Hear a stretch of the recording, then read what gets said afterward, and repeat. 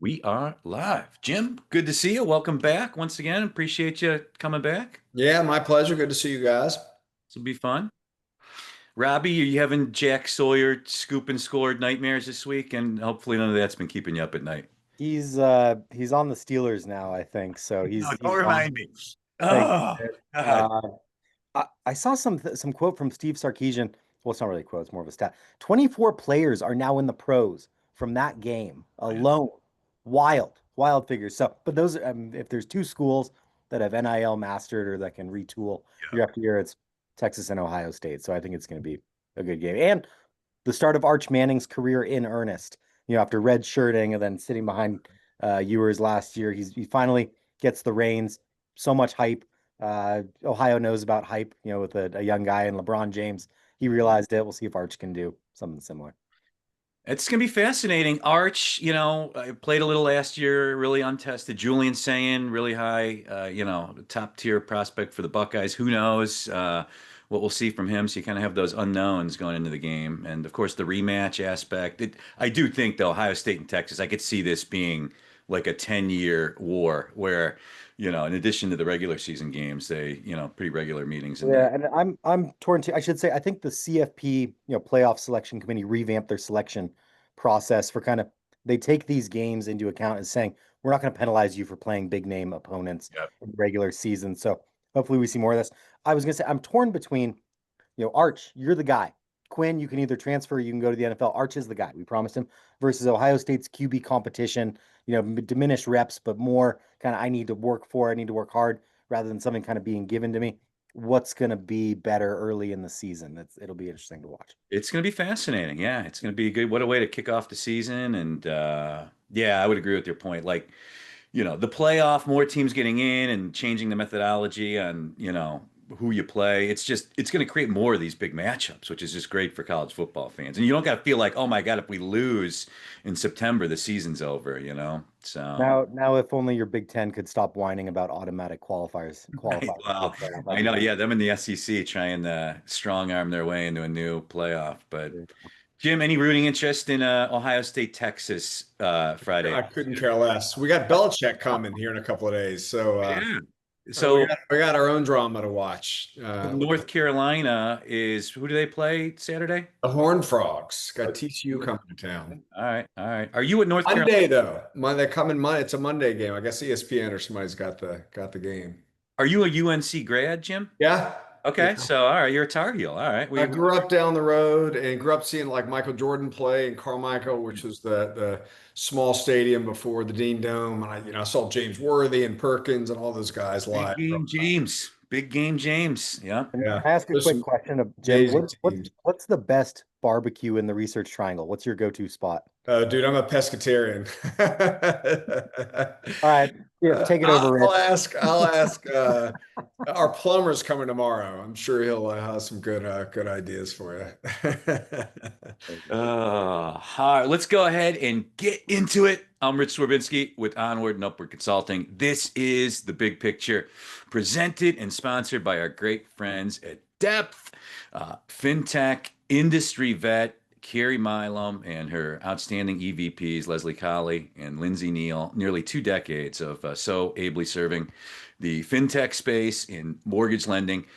Whether you're a startup trying to just make a name for yourself or fintech trying to scale, Depth will get you there quicker and with incredible strategic communication, brand management, public relations. Check them out at depthpr.com, or you can get with Robbie or I, or find them on LinkedIn, and we'll get you pointed to the Depth team if you need your story being told a little better. So there's that. And Robbie, great to see you. Rob, unavoidably detained today. So with Ohio State, Texas looming, it was great opportunity to bring Robbie in. Robbie, great to see you. How's things? Good to see you too. Things are good.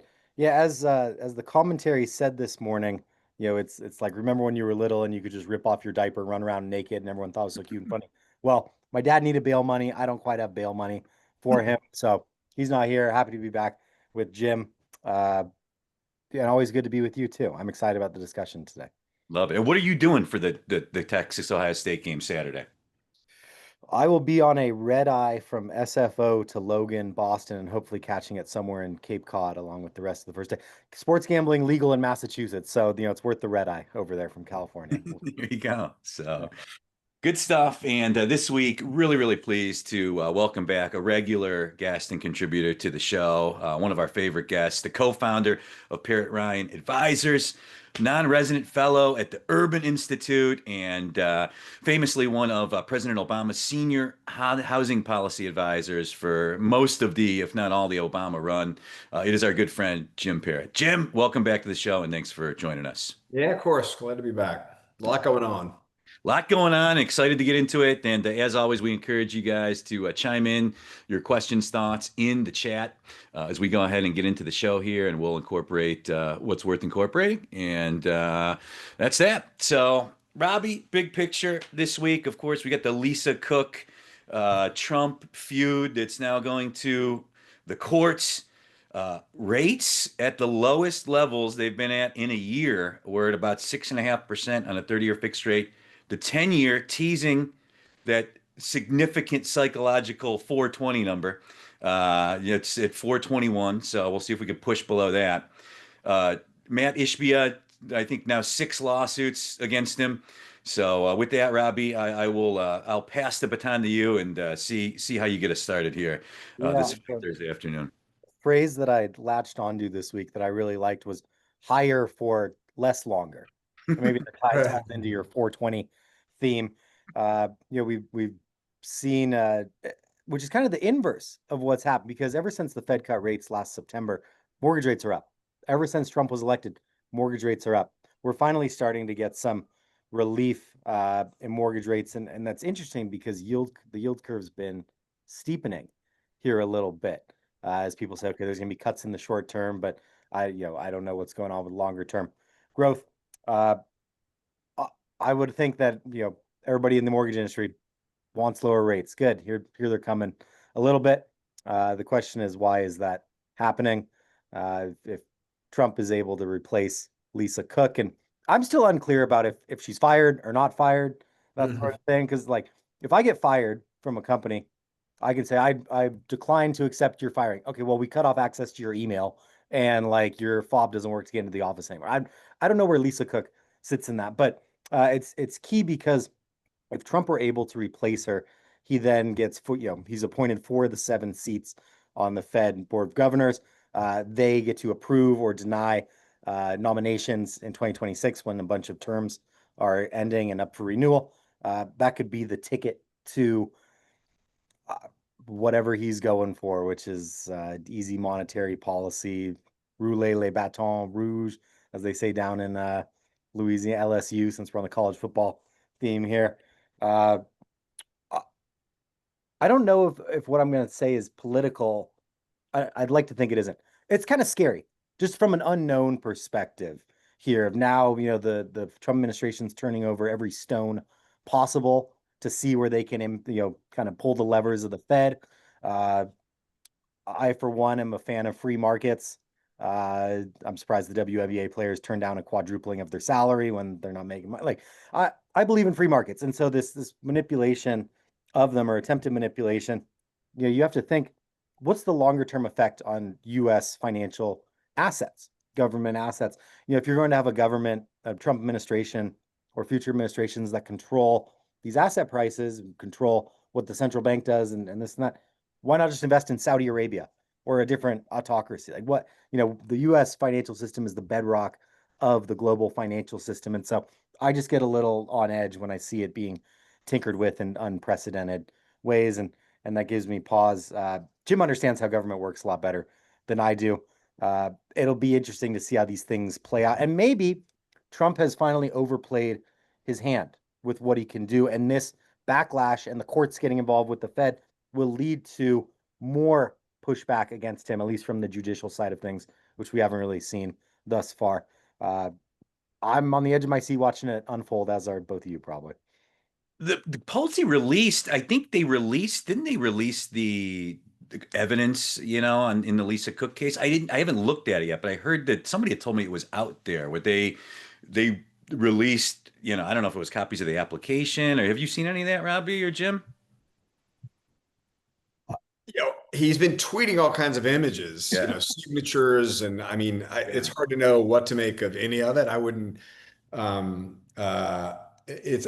I don't think he's released whole loan applications. I'm guessing we're up against all kinds of privacy laws. So Right. the way that he's publicized the allegations is pretty unprecedented, and so the knock-on effects of the way in which allegations are raised, the way that they were then used, and the way Trump's deployed them to fire for cause, and whether or not the court's going to interpret the provision in the law that allows him to terminate her for cause, whether or not tweeting an allegation, tweeting, signatures on a document rises to that level.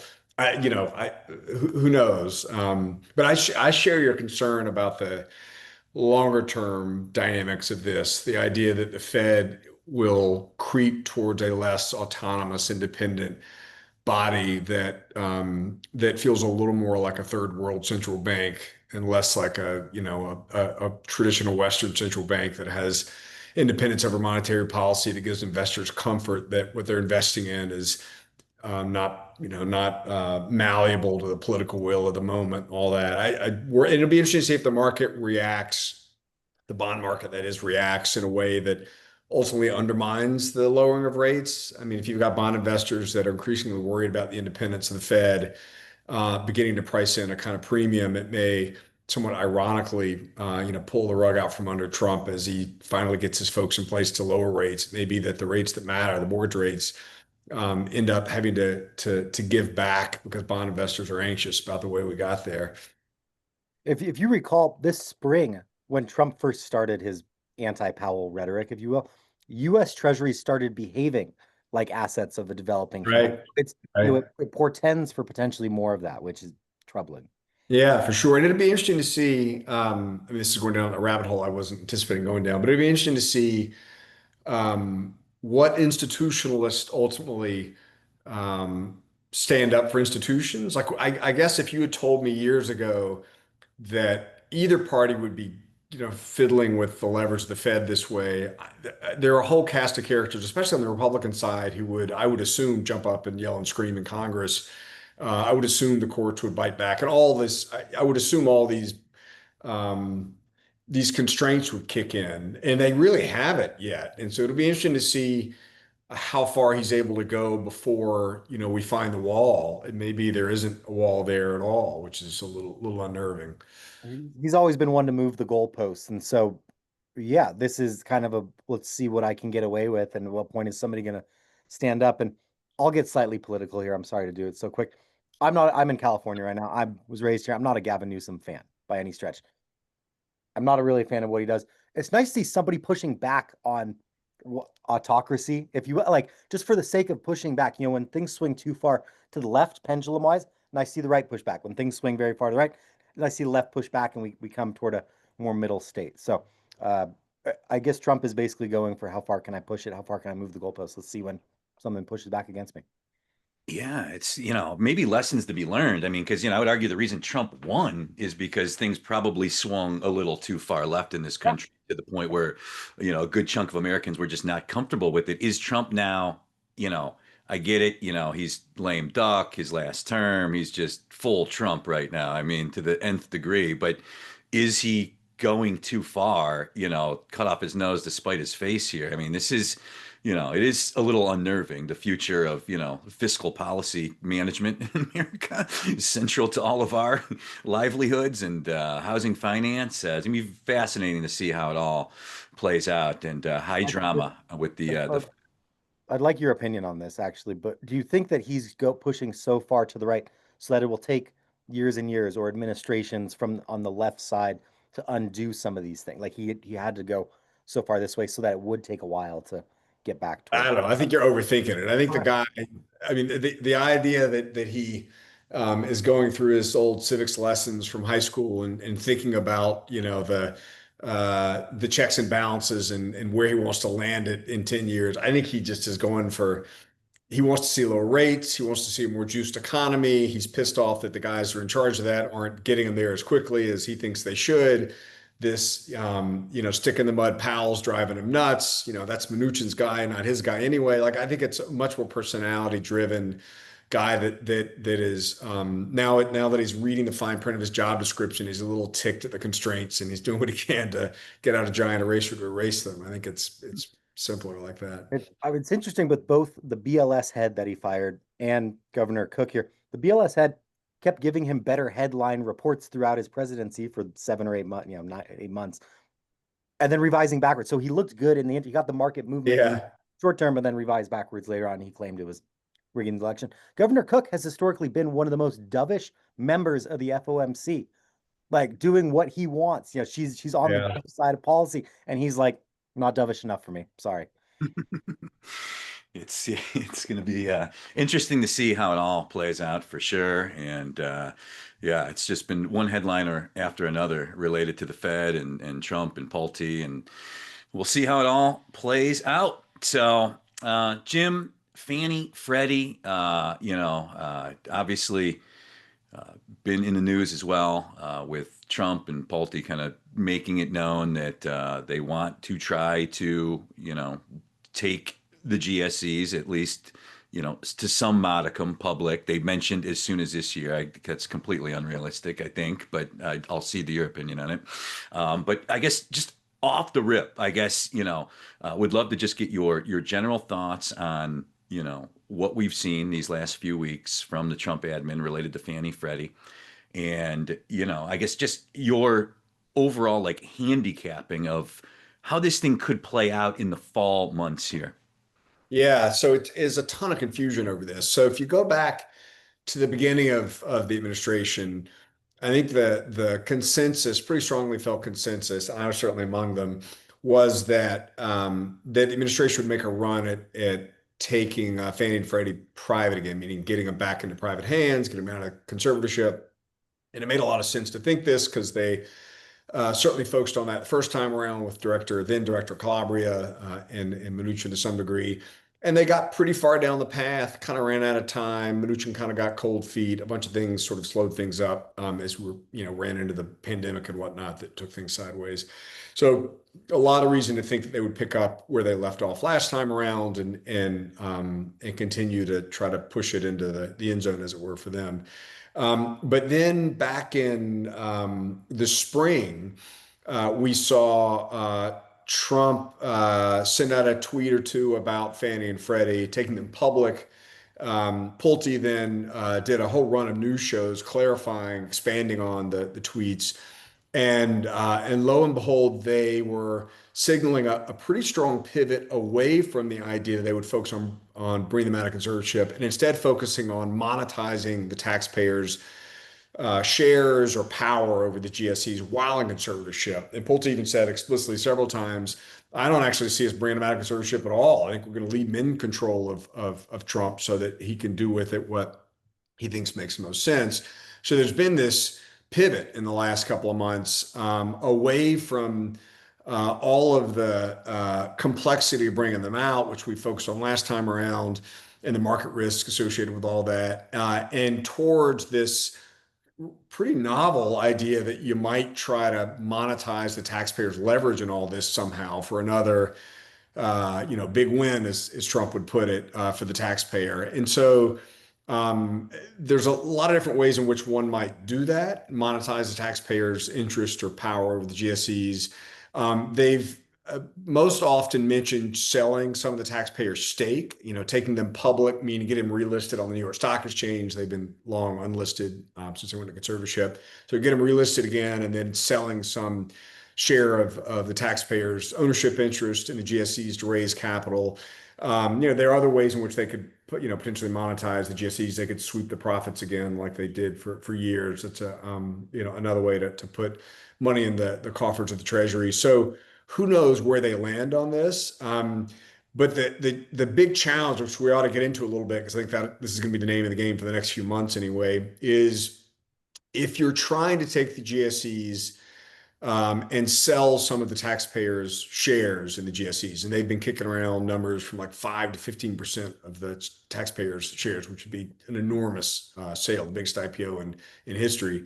if you're trying to sell these shares, that level of shares, you're going to have to find a way to give investors some confidence in what it is they're investing in.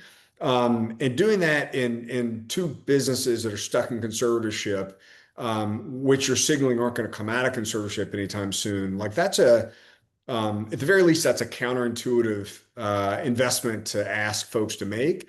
And it's one thing if you're asking folks to invest, a couple $1 million here and there in such a model, but they're looking at like $30 billion of investment in this model. And so it's a pretty heavy lift to come up with a pitch to investors that's going to be compelling enough to get folks to lean into a conservatorship investment, which is effectively what it would be. And Jim, the one part that makes me nervous about this is affordability is so challenged in America. I mean, it's not any breaking news there. And there's a lot of reasons for that: rates, home prices, homeowners insurance. Another part of it, though, is Fannie and Freddie. Honestly, I mean, G fees, historically over time have been 15 to 20 basis points. They're in the mid to high 70s now. That's an extra zero point 0.6 in rate on every U.S. Fannie Freddie mortgage, the most untalked about, tax in America. Most lenders would argue loan level delivery fees are too high. If you're a 719 FICO and putting 25% down, you have to pay an extra point for 719 FICO and 25% down. And my worry is because we had Mark Calabria on the show 3 or 4 times, and he said multiple times, like if they take the GSEs public, they're going to have to shrink the credit box by 5 to 7%, which worries me a little bit. And certainly, there's no chance that G fees or LLPAs are going to come down in a world where they're trying to, boost investor confidence and make the bonds Right. more attractive. Am I right to be concerned about all Yeah. this? So the way to think about it in the current framework, remember the framework right now is how do you attract upwards of $30 billion of investor interest in the GSEs while they're sitting in conservatorship? So you're not pulling them out. So the question is, if you're an investor looking to invest the kind of money they're talking about, what kind of certainty would you need?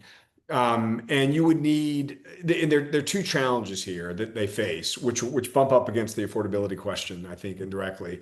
One is the GSE, the government has an enormous amount of power over the GSEs in conservatorship. So by law, the conservator, so Pulte, stands in the shoes of the CEO and the boards, basically. So he effectively can behave like the CEO and the chairman of both companies.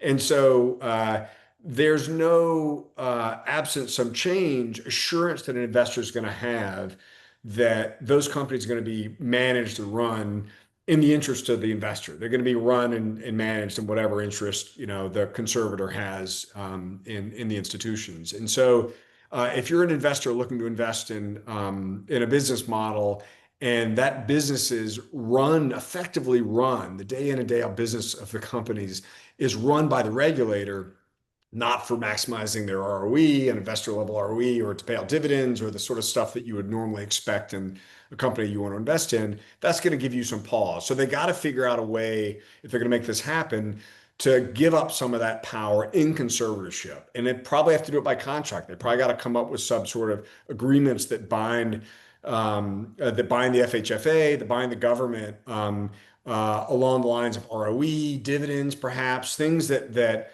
effectively replicate a more normal, functional private sector like model that you see outside of conservatorship. How do you create that kind of mandate, that kind of investor friendly model within conservatorship? Is the only way you're going to be able to get, I think, investors interested at the level they need to be interested.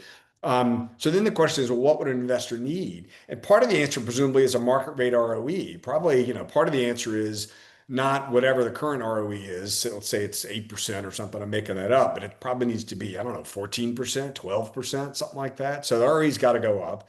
And so unless you're going to lower capital levels, Calabria's capital levels, if you keep the capital levels constant, you crank up ROE, that means G fees are going up. That's just the way it works. And so unless you can convince Pulte and the administration to toggle back on capital levels a bit, I think there's an argument to be made they're too high. So maybe there's a way to play off of maybe there's a way to wash out some of the higher ROE against lower capital levels to land on, rates kind of where they are. But there's a real risk that you wind up having to give investors um, a commitment to a level of return that's just well in excess of what utility like GSEs and conservatorship have been behaving like. And if you do, then there's a good chance that's going to drive rates up. I'm a little skeptical that at least in the how do you give investors confidence within conservatorship model that we're in now?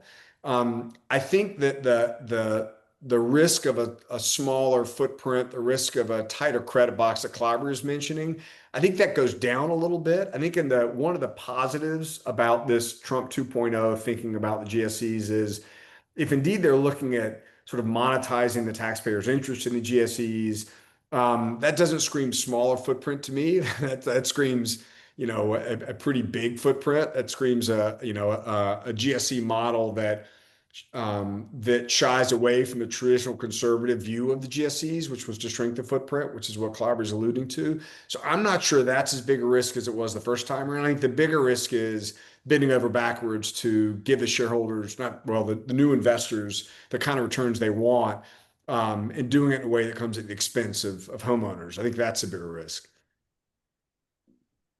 Rich, you want me to jump in there?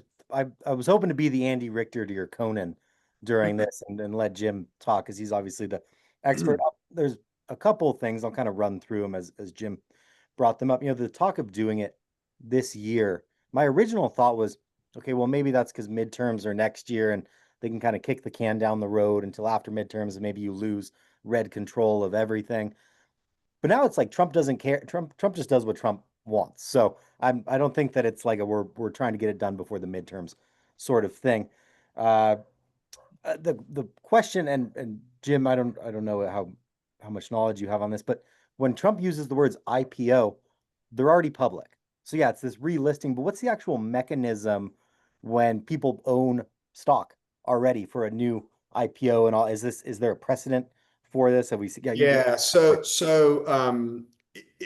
My sense is it will not be as hard to get them relisted as you might think. There's a checklist that New York Stock Exchange has that companies would have to effectively comply with. And my guess is the GSEs come pretty close to checking a lot of those boxes already. And so I think, it may be that getting him relisted is enough of a win for him to show that he's gotten them back on firm footing. And maybe that's enough. And we can all sort of take a deep breath and move on. But I think my guess is if he really wants to go out and get investor interest in this, he probably has to get them relisted first.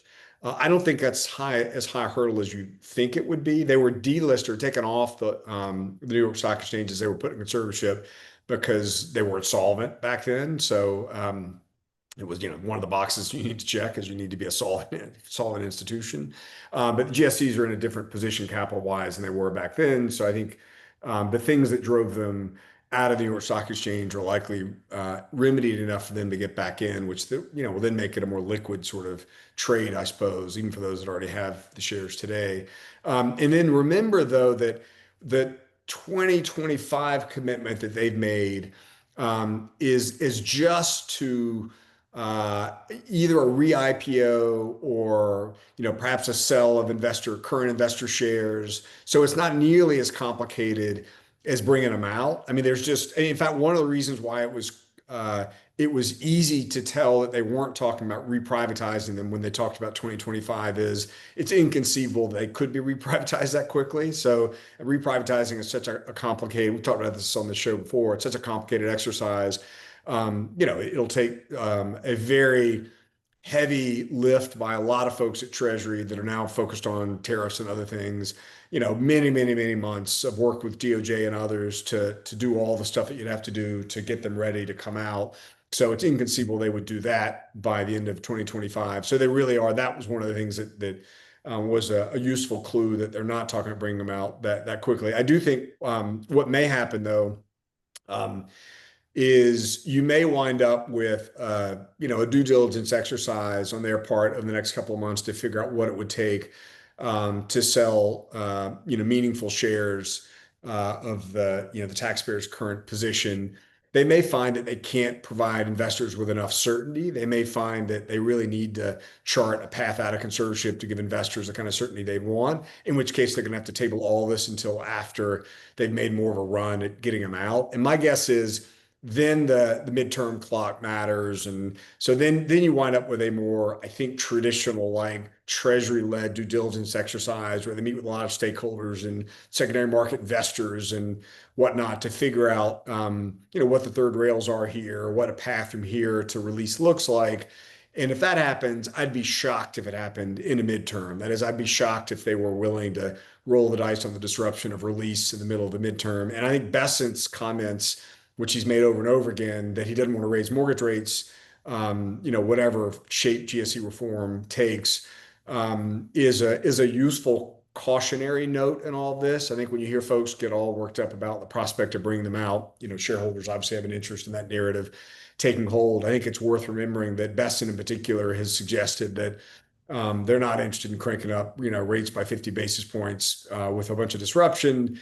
I mean, how ironic would it be if Trump goes and fires half the Fed, gets his team in, finally gets mortgage rates down for a little bit, and then they try to bring them out and it sends mortgage rates back up and wipes out whatever they've gotten from all this crazy activity at the Fed. So it seems to me that we're unlikely to see a sort of radical move to get them out over the next year. You might see them turn back to that as they find that doing an IPO or sale of Treasury state is harder than they thought without trying to bring them out. And if that happens, then we'll see all this slow down, I think.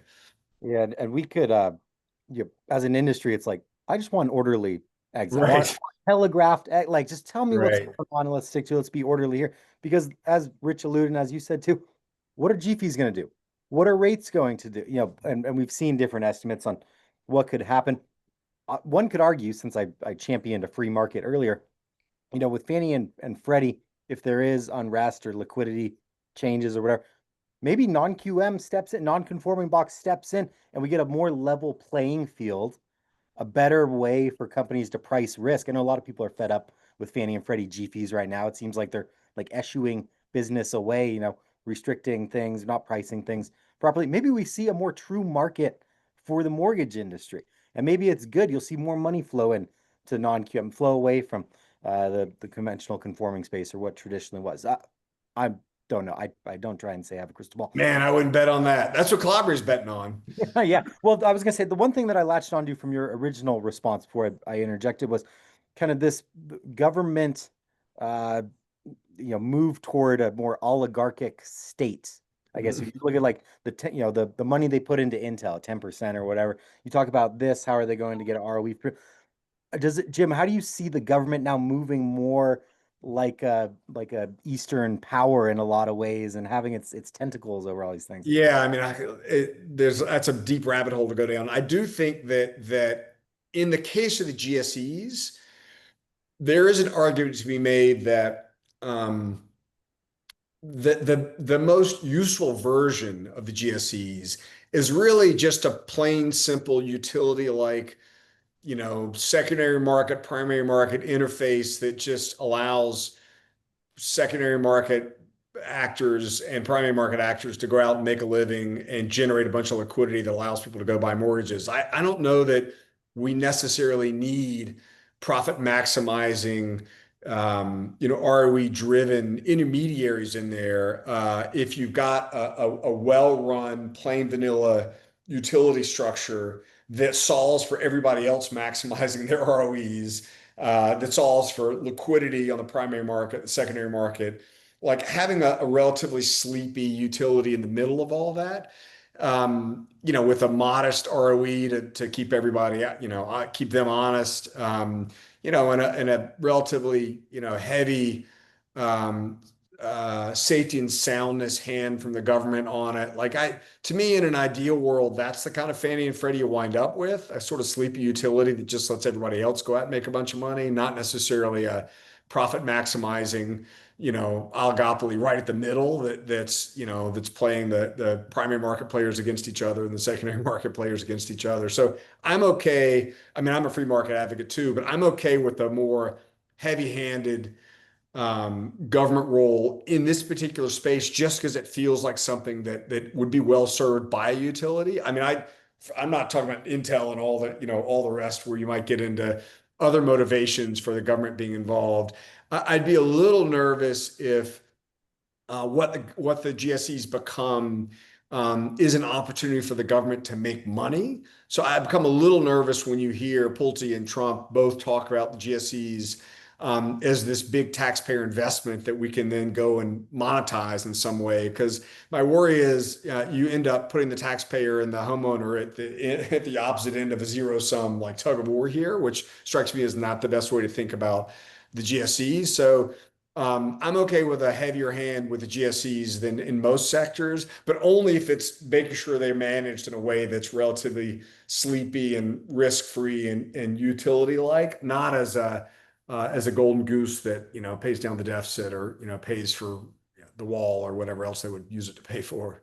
Because remember that we ran into the 10 basis point strip that was used to pay for the tax cut extension a while back. And so there's a real danger if you begin to view the GSEs as a cash cow that Congress that can't figure out other ways to pay for stuff will just keep coming back and hitting the bid over and over again. And we wind up with these inflated G fees that aren't even covering the risk anymore. They're covering all this other stuff. And so you got to be a little careful about giving the government a little too much flexibility over how they think about the utility of the GSEs while in conservatorship or just in government control one way or the other. Yeah, and if we want to get theoretical, wouldn't it be great? These companies are making billions of dollars quarter over quarter. Can we make a little less profit and give some of that back to the everyday American in the form of more home affordability one way or another? Subsidized, like if they truly cared about the average American, wouldn't you think they could find a way to? Right. So that's just keep the ROE down. Keep the ROE low enough that they maintain enough capital that there's a buffer there, so the taxpayer isn't asked to pick up the bill, except in a really extreme circumstance. So there's a reason to have an ROE, right? Because it allows them to build up a buffer. But Not $100 billion balance sheet of a buffer. We don't. Yeah, we don't need right. that. Well, you don't need a 14% ROE if indeed these things are going to be run and managed by the government on behalf of sort of housing policy. Like you're beginning to mix up motives there in a way that got us into trouble, frankly, in 2008 and could get us into trouble again. So you want to be clear about what it is they're supposed to be solving for, what it is they're managing for, and the ROE should reflect that. This is the big picture, presented and sponsored by Depth. For nearly 20 years, the trusted communications and marketing partner for fintechs shaping the housing industry. Check them out at depthpr.com or get a hold of Robbie or I or check them out on LinkedIn. A great, great firm. Jim, recently you and Mark Zandi co-authored a phenomenal piece titled Bringing the Housing Shortage into Sharper Focus that got a lot of run in the industry, speaking to the obvious shortage of single family housing in America. Made several great points in that piece. One of them that you guys kind of said the housing shortage in your guys' view a little bit less than what most people think. I think you guys were at about 2 million homes short. The estimates range from 1.5 million to 7 million homes short, depending on who you read. And really a focus on as we've talked about on this show and with you before, just local policy change as opposed to the big federal cleaver. But yeah, I guess, ask you to maybe summarize that piece for those of our viewers and listeners that haven't yet seen it, and maybe some of the more salient points that came out of it. Yeah, so I'll tell you how it came about first, because it kind of explains the structure of the paper. So Mark and I have talked about and written about the supply shortage a bunch over the years, and we've had an estimate somewhere in the 2 million unit range for a while. And every time you talk to stakeholders or the press about it, they ask, and I don't blame them, so is it 2 million or 7 million or 4 million or what the hell's the number? Like that's the idea there's a range between 2 and 7 million is bananas, right? It suggests you know what you're talking about to think you're not sure whether it's 2 or 7.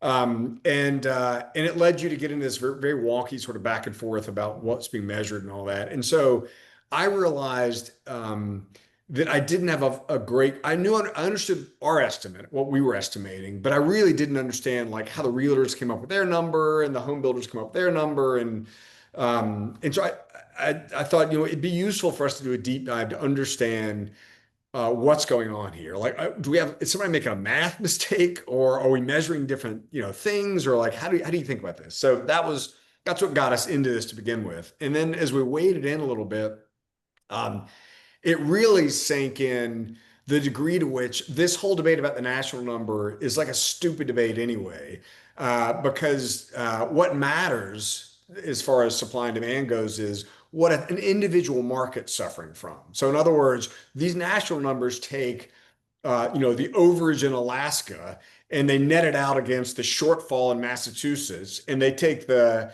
overage for homes for purchase at the top end in Boston. I'm making this up. I don't know if this is actually true as overages and underages go, and they net it out against the shortfall for rental housing elsewhere in Massachusetts. So all these different market segments, the top end of one market, the bottom end of another, rental, homeownership, it all gets thrown into the same soup, and you end up with a single number that is just like of no use to anybody. And the analogy I've used over and over again is it would be like if I'm trying to figure out like what to pack to the beach, for my trip to the beach this weekend.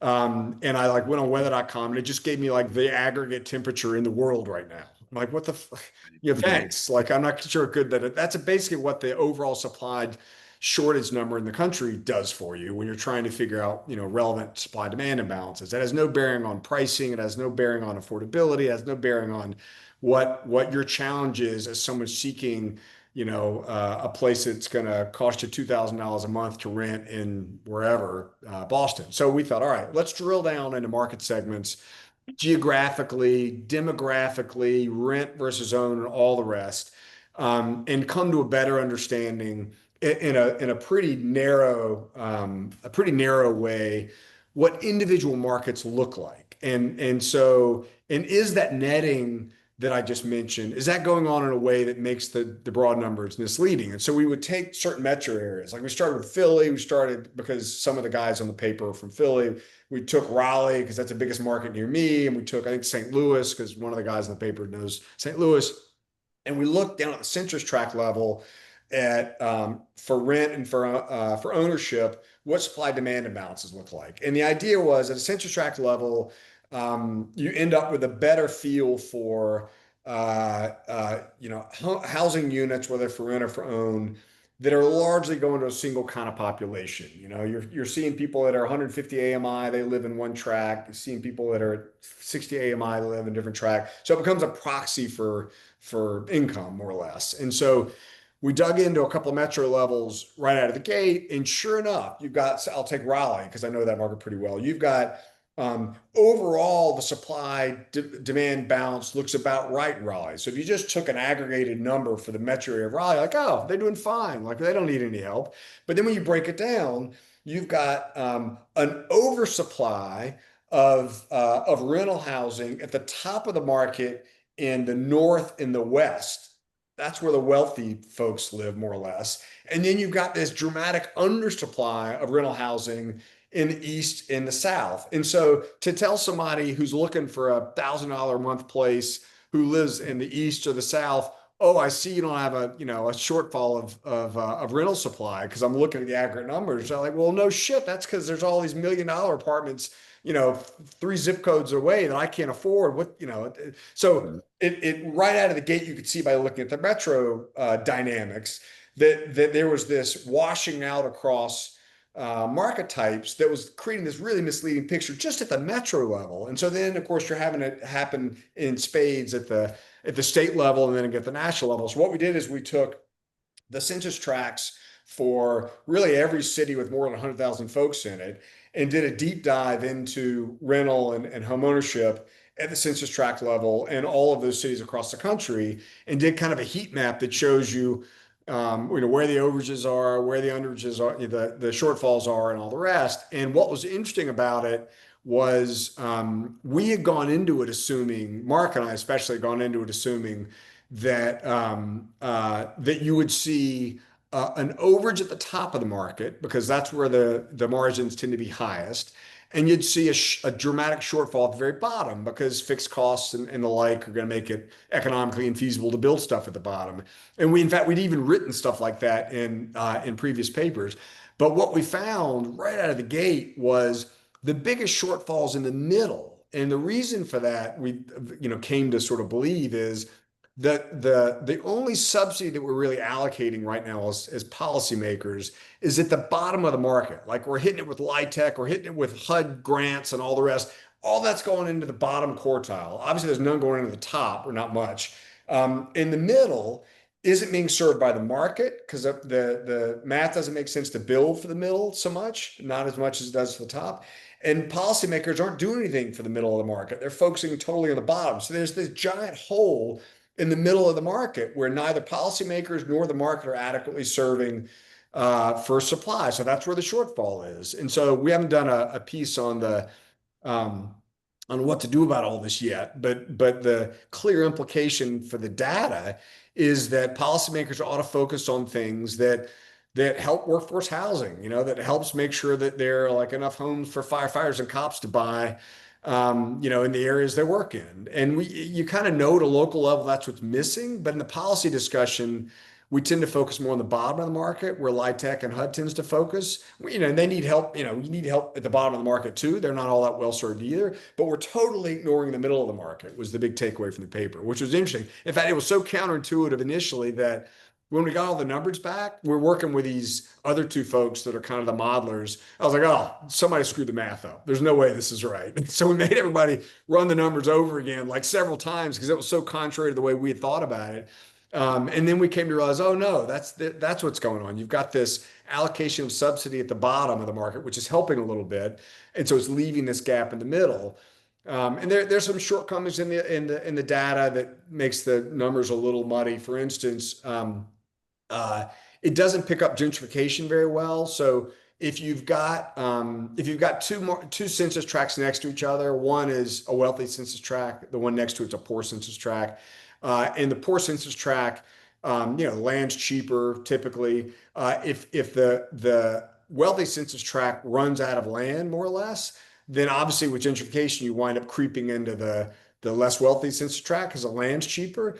The way that our analysis runs, when you see more supply in the poor census tract, it looks like the poor census tract is now well served because there's plenty of new stock there. But obviously, if the new stock is serving the rich guys next door through gentrification, it's not serving the poor folks in that census tract. So it's a little bit of it gives you a misleading picture about how well served poor census tracts are, and it's hard for us to figure out how to game that out. So there's some fuzziness to the numbers that we couldn't quite figure out how to fix, but maybe the next folks can come through and take our data and figure out how to solve for that kind of thing. But it was a cool paper to write because you don't often, I at least have not had an experience often where you go in with a strong intuition about something and rather than shoring up the intuition or tweaking it a little bit, you're just kind of wrong. And it was a jarring thing at the beginning to find that your initial intuition was in a pretty important respect wrong, and then to learn,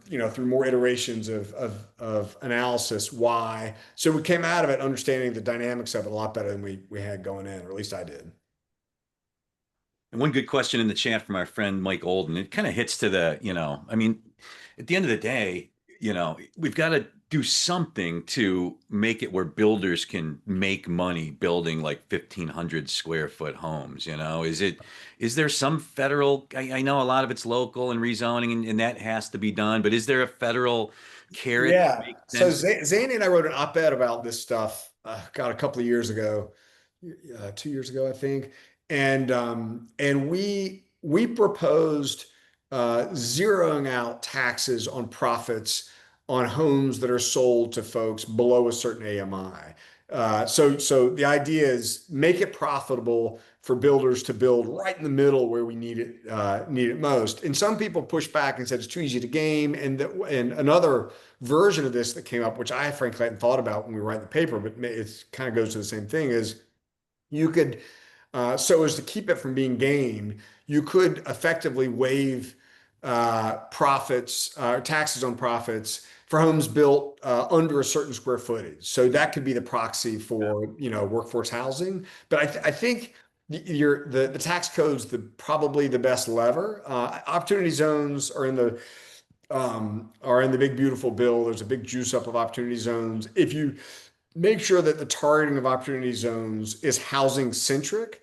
and you target the opportunity zones for that workforce housing niche, then they too could be useful. That's leveraging the tax code as well, obviously. But I think tax code is that's where you can juice margins for builders where you want them to build. Financing can help. Fannie and Freddie could do all kinds of construction to perm lending that they don't do now. They could help create a secondary market for this stuff that would help. Not quite as powerful as helping on the tax side, but the two together could be quite powerful. And one of the upsides right now of the moment we're in, Trump's not all that focused on supply side stuff, but Republicans in Congress, some of them are. And there's a fair amount of overlap between, especially moderates on the Democratic side of the aisle, like Mark Warner, and some on the right side of the aisle. So it feels like if we wind up in an environment in which like normal legislative process is being run and they pass stuff through the normal order, I think housing is a rare area where supply side stuff on housing is a rare area where you might actually see some stuff happen. And there's a bill called the Road Act that is largely a supply side, effort that would that would help at the margins a little bit. So I think the interest is there in Congress. They're getting an earful every time they go home on this. And I think it's relatively bipartisan. So that feels a little hopeful to me, at least at the margins. Yeah, it was really the only bipartisan. It was only the only issue I think that Harris and Trump agreed on in the entire campaign season was, just some of the supply side housing stuff. But good stuff. And Jim, as always, very insightful and excellent conversation. Really, really appreciate you making the time for us here this Thursday afternoon. Yeah, my pleasure. I enjoy it. And to our attendees, thank you as always for joining us. We do the show live. Those of you that listen on pod or watch on YouTube, we do the show live every Thursday afternoon at 3 p.m. Eastern. You can go to chrismancommentary.com to get signed up for that. And Robbie, I would wish you good luck Saturday, but I can't do that, and you are a Texas grad. Only one of us needs luck this weekend, and it's you and your Ohio boys. So good luck to you. Should be fun. Noon Saturday and noon Eastern, and getting the college football season kicked off in earnest. So and go Heels. And go Heels. Belichick. Yeah, there we go. It's the Belichick era. So, Jim, good to see you. And we'll see you all next Thursday. Have a great long Labor Day weekend, everyone. And we'll check you on the flip side. Take care. Take care, guys.